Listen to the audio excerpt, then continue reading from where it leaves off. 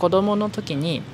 日本にいたからといって簡単に一級を取れるわけはないんですよ。いくら有利なバックグラウンドを持ってても頑張らなければ努力しなければ今の日本語にはたどり着けなかったと思います。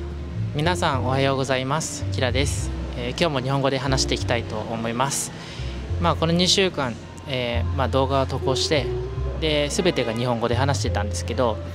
それでたくさんのコメントをもらいました。日本語うまいですねとか、日本語の発音がすごいですねとか、どうやって日本語を学んだんですかとか、そういう質問がたくさんあってて、でこういう質問は実は、2、3年前から結構YouTube でもらってたんですけど、でそれ考えてて、じゃあ僕がどうやって日本語を学び始めたのかとか、日本語との出会いはいつだったのか、全て、僕の日本語についてこの動画で全て話していこうかなって思います。この話を聞いてもしかすると、いい話だったという人もいれば、がっかりしたっていう人もいるかもしれないんですけど、なんとなく、全て語っていきたいと思います。ちなみに僕は今大好きなカフェに座っているんですけど、ちょっと雑音がねちょっと大きくて、もしかすると聞きにくいかもしれないんですけど、大変申し訳ないんですが、多分聞けると思いますが、はい。じゃあ本題に入りますか。まずは日本語との出会いは実は22年前からでした。2001年でしたね。当時は僕は小学1年生でまだベトナムにいたんですけど、3月頃から父が東京外国語大学に出張に行って、で家族を連れて行きました。僕はもう日本のことも全く知らず、日本語もゼロだったんですけど、初めての外国で、2001年の4月から日本で暮らし始めました。でもちろん日本語は全く分からなかったんですけど、日本人の小学校に普通に通ってて、で親の語りによると、3ヶ月以内でもうすでに日本人の子供と普通に話せることができたっていう感じなんですけど、子供はですね多分吸収が早くて、そうですね、それで僕が日本語ペラペラに喋れたのも、普通なことなんじゃないかなって思います。はい。ベトナム人の子どもたちは、普通だと、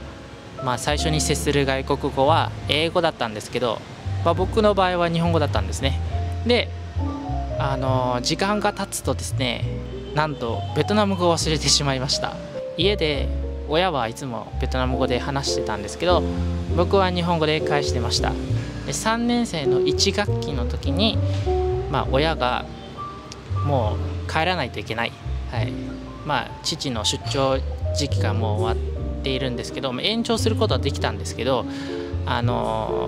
僕のためにベトナム語を忘れないように、そういうわけで、またベトナムに帰りました。で僕が通ってたベトナムの小学校は、日本語がなくてで英語だったんですね。小学4年生の時から初めて英語を学び始めたんですけど、その時はもう本当に嫌いでしたね。もう日本語あるのになんで英語を勉強しないといけないとか、その時は英語嫌いだったんですけど、日本語を使うチャンスもなくてどんどんちょっと忘れてしまったんですよね。たまたまお父さんの日本人の学生さんが遊びに来て、僕とちょっと話してくれたんですけど、もう本当にその時はもうほぼ忘れてしまいましたね。もうひらがなカタカナまで忘れてしまったということなんで、はい、もうだいぶ忘れてしまいました。ただ唯一残ってたのはイントネーション、発音だったんですね。はい。良かったことなんじゃないかなって思います。はい。で中学校になっても、ずっと4年間、数学とか文学とか、英語を勉強してたんで、もう日本語はほぼもう一切勉強しなかったんですよね。なのでその時はもう完全に忘れた時期だと思います。はい。もう使ってないんで。で、中学4年生になって、そろそろ高校入学試験を、受ける時に、親が、導いてくれてて、ハノイ国家大学外国語大学附属外国語専攻高校っていう高校に入ってて、日本語専門クラスに入ることになったんですけど、その前に受験勉強して3つの科目があってて、数学、国語と英語だったんですけど、もう英語の競争率がすんごい厳しくて、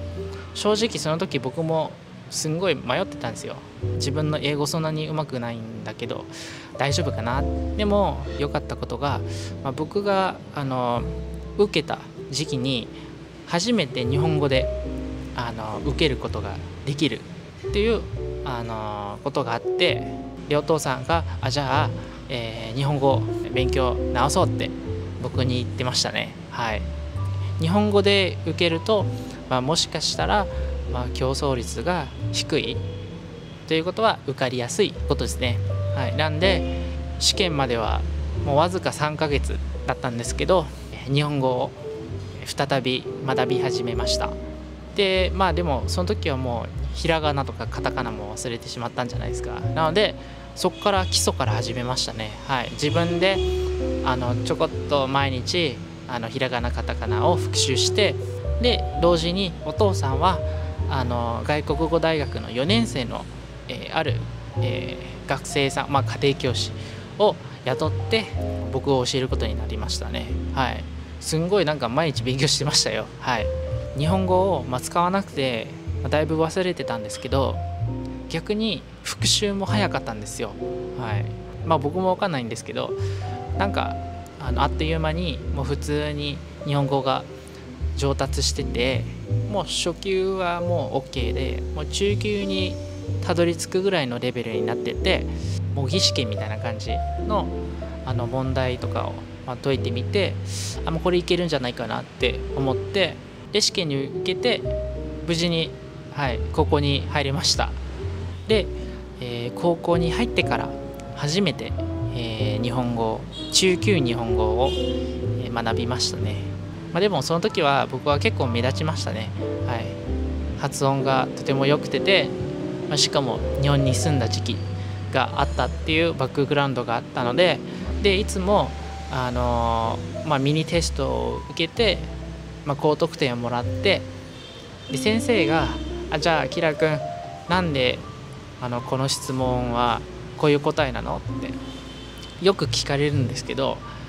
説明できなかったんですよね。はい、多分なんとなくこれは A ですとかこれは B ですとか、そういう答えしか出なかったんですよ。理由としてはですね、日本にいた時は普通に日本人の小学校に通ってて、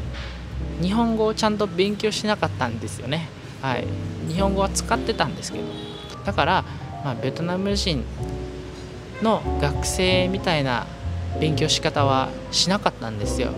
なので文法とか、特に文法は説明しにくかったんですよ。はい、で高校で3年間、日本語を勉強してて、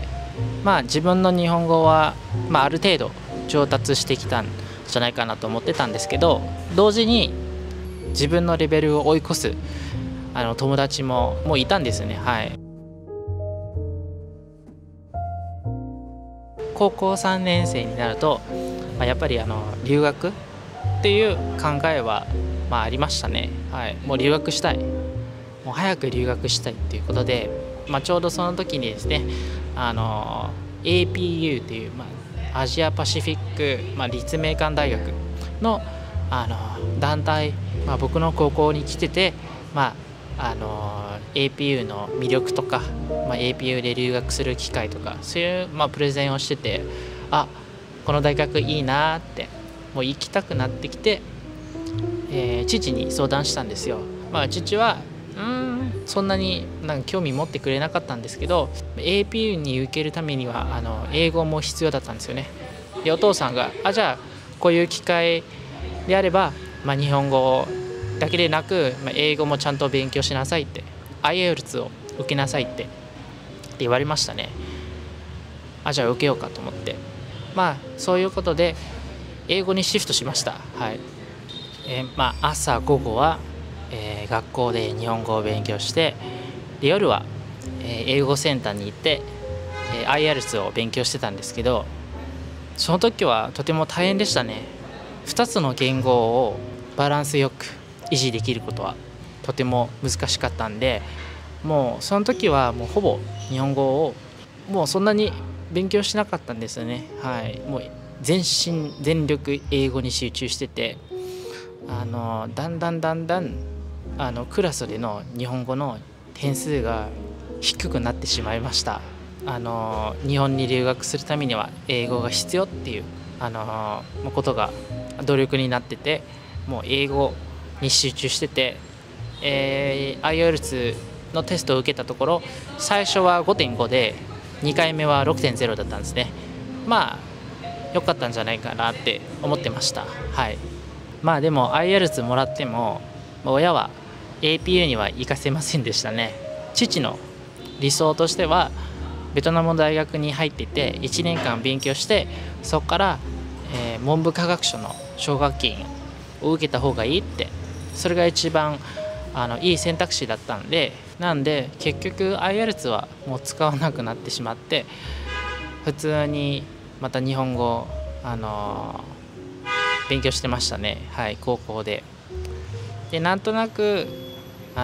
ベトナムの大学に受かって、日本語は10点中9点だったんですけど、親に叱られました。なんで9点だけだったのか、なんで1点のミスもしちゃったのかって、結構厳しく叱られましたね。はい、2012年に、ベトナムの大学に受かりました。ハノイ国家大学の日本語学部の、教育学科でしたね。で当時はもう N2 級を持ってたんで、もう日本語のクラスはもう行く必要がなかったんですよ。なぜかっていうと、大学に入ると再び初級から学ぶ必要があったんで、僕はもう行かなくていいって、ただテストに受けるために学校に行けばいいっていうことだったんで、もう暇だったんですよね。もうずっと遊んでました。勉強はしなくて、もう新しいことも学ばなくて、ひたすら遊びに行きました。はい、今でも後悔してます。日本語はなんとなく維持してましたね。大学に入ったら、結構交流があってて、日本人の大学生がよくハノイ国家大学に、見学とか留学とか、短期留学みたいな感じで学校に来てて、で僕はいつもその学生たちを案内してましたね。自分は結構コミュニケーション能力が高いと思ってたんで、結構自信持ってて普通に日本人と、普通に話してました。その他には本当に何もしなくて、筆記もしなくて、普通に日本語の勉強もしなくて、外はペラペラ喋ってるんですけど、中身は結構下手くそだったんですよね。はい、で1年生が終わって、そろそろ、文部科学省の奨学金のテストがあったんですけど、その時はですね、数学あと英語が必要で、日本語はマストではなくて、ただ日本語あった方が有利なんじゃないかなって思ってたんで、その時も試験勉強してたんですけど、もうちゃんとしてなくて、はい、で数学もうまくできなかったんですが、日本語があったんで、ちょっと自信を持ってて、多分これできるんじゃないって、思ってたんですけど、結局落ちてしまいました。でもうその時はもうベトナムの大学もう単位取ってないし、あと結構周りに俺文部科学省受かるぞってみんなに言ってたんで、もうすんごい恥みたいな感じ、日本語で言うのを忘れたんですけど、結構 embarrassed で、もう学校に行きたくなくて、どうしようって迷ってた時に、急にですね、ある日本の大学に英語のプログラムっていう広告を見てて、これいいんじゃないって思ってて、でそれは横浜国立大学の YCCS プログラムっていうプログラムで、全てが英語で学ぶプログラムでしたけど、ちょうどその時ですね、まだ IELTS のそのサーティフィケーションがまだ残ってたんで、期限ね普通に受けて受かったんですよ。書類はもう文部科学省の奨学金を受ける時に結構頑張って準備してたんで、意外とすぐに、書類は準備できてて、YCCS プログラムに行きました。でも横浜国立大学に留学することは結構親に反対されました。なぜかっていうと、当時はもう大学2年生になってて、横浜国立大学に行ったらもう大学1年生からまた再び始めないといけないし、プラス英語で学ぶんで、また日本語はもう使わなくなってしまうんじゃないかって結構親に言われてて、でもその時はもうただベトナムを出たい、日本に留学したい、どうでもいい、もう日本に行きたいっていう感じでもう決心しましたね。で2014年の9月に、日本に留学しました。横浜国立大学の、YCCS プログラム、大学1年生再び始めてて、でその時はですね、全ての科目を英語で勉強してたんですけど、外国人の学生は日本語を、学ばないといけないとっていうことで、ラッキーだったんですよ。まだ日本語を維持することができる。そこで、クラスを分けるために、テストを受けたんですけど、僕はレベル400だったんですよね。100から700までで僕は400だったんですけど、同じプログラムの中国人の一人が600レベルだったんで、自分はもう日本語トップなやつではないと。日本に留学して、4年間日本にいた間は結構日本語を上達しましたけど、上達した日本語はちょっとベトナムで勉強した時の日本語とちょっと違ったんですよね。ベトナムで勉強したのは主にそうですね、文法とか語彙とか。でも日本で勉強した日本語は生活に使う日本語、会社で使う日本語とか、そういう日本語だったんで、ある意味、僕の日本語は上達したかなって思ってます。ただ上級にはまだたどり着いてなかったっていうことは分かってました。でなぜかっていうと、2015年の7月に1級 N1 を受けたんですけど、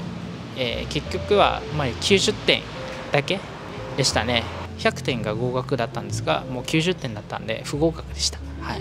N1 実は不合格だった時期はありましたね。で日本留学して4年間終えてベトナムに帰ったんですけど、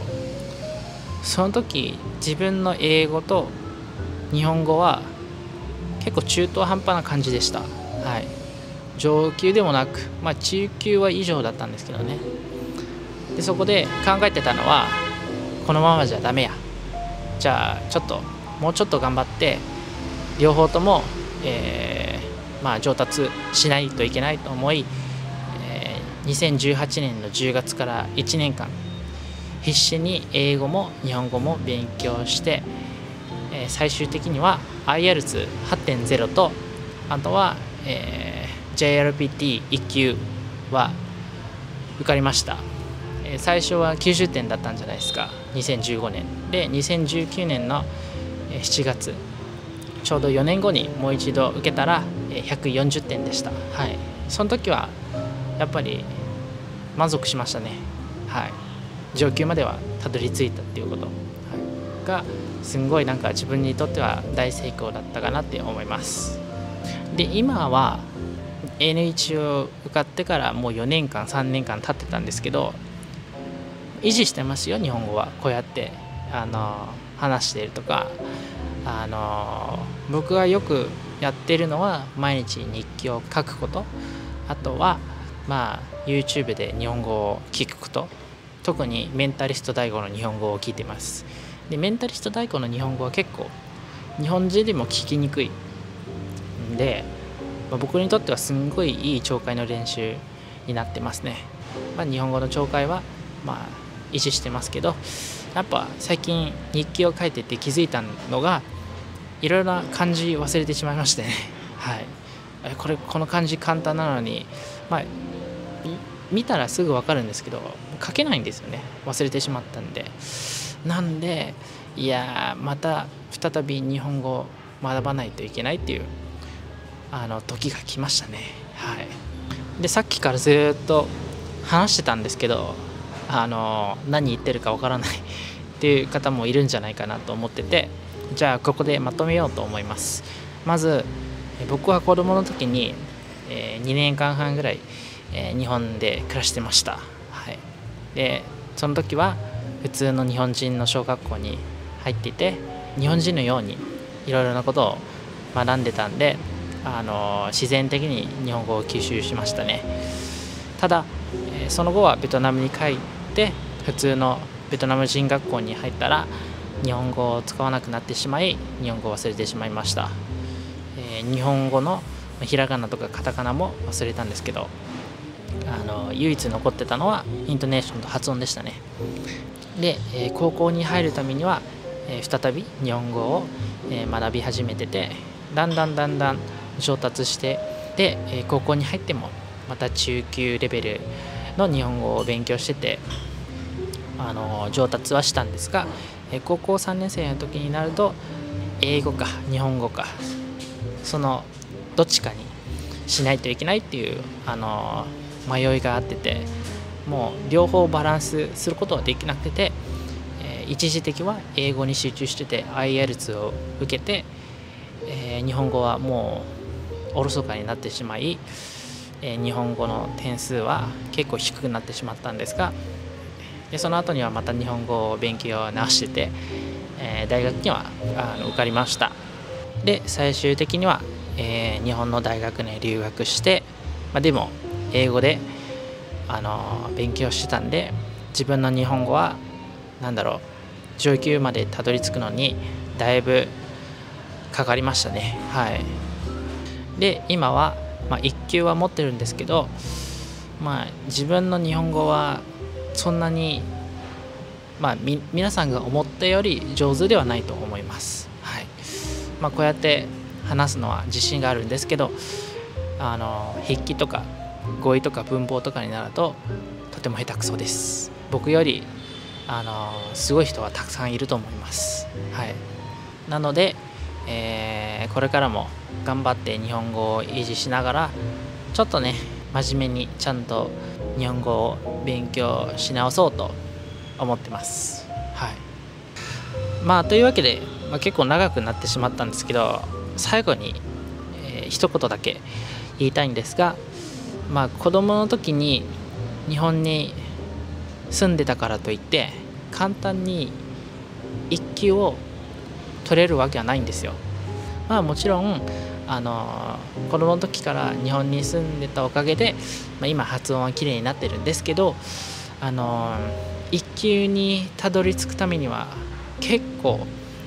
自分はかなり努力してて頑張ってて必死に勉強した時期もあって、失敗した時もたくさんありました。なんで